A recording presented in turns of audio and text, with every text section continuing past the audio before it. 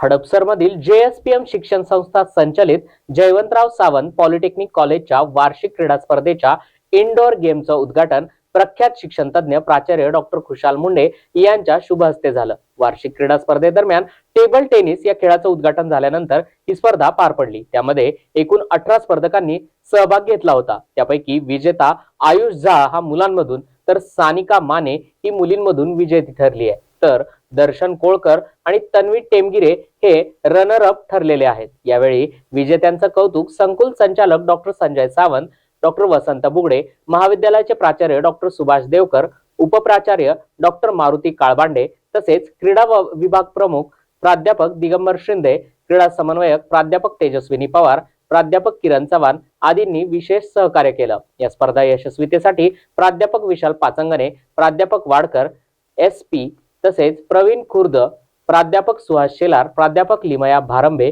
प्राध्यापक अश्विनी यादव, नयन बहिरामे, प्राध्यापक अश्विनी जगताप, प्राध्यापक महादेवी कल्याणकर यांनी विशेष परिश्रम घेतले। या क्रीडा सप्ताहाच्या दरम्यान आउटडोअर आणि इनडोअर अशा विविध स्पर्धा पार पडणार आहेत। त्यामुळे विद्यार्थ्यांमध्ये उत्साह आणि आनंदाचं वातावरण आहे।